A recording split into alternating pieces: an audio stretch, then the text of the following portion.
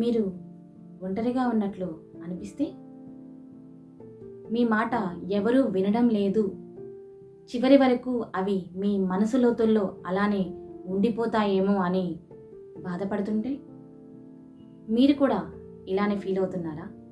Feel అవుతున్నట్లయితే ఈ video మీకోసమే. చివరి వరకు వాచ్ చేయండి.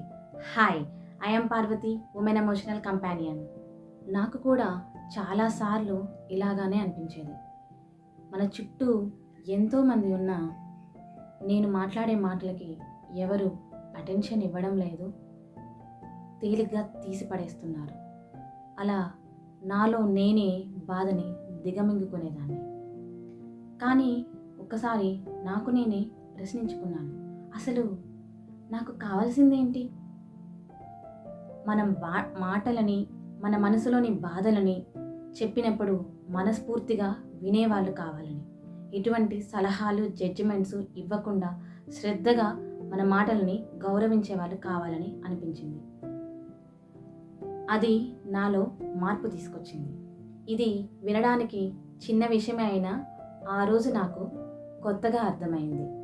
ఆ రోజు నాలో మార్పు మొదలైంది. నేను అప్పుడే డిసైడ్ అయ్యాను, నేను ఇప్పటి వరకు నా మాటలు వినాలి అని అనుకున్నాను, కానీ వినడం అంటే ప్రేమ చూపించడం అని ఆ రోజు నాకు అర్థమైంది.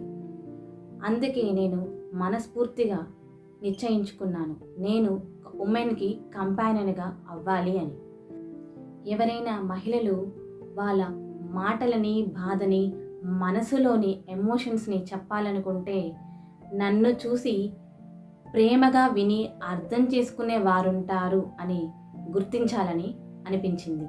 నేను ఇప్పుడు అదే చేస్తున్నాను. ఇది ఒక ప్రొఫెషన్గా కాదు, మనస్ఫూర్తిగా చేస్తున్నాను. ఎవరికీ చెప్పుకోలేనటువంటి బాధల్ని, వాళ్ళ ఎమోషన్స్ని చెప్పుకొని మనసుని హాయిగా తేలికపరుచుకునేలాగా వాళ్ళ మాటల్ని నేను శ్రద్ధగా వింటాను. మీ మౌనంలో కూడా నేను తోడుగా ఉంటాను.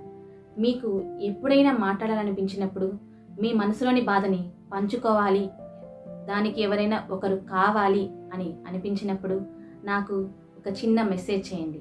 మీకు ఎప్పుడు అవైలబుల్గా ఉంటాను. మీ మనసులోని బాధను వింటాను. వీడియో కనుక మీ మనసుకు కనెక్ట్ అయినట్లయితే మీ అభిప్రాయాల్ని కమెంట్ రూపంలో తెలియచేయండి. అవసరమైన వారికి షేర్ చేయండి, లైక్ చేయండి, నా ఛానల్ని సబ్స్క్రైబ్ చేయండి.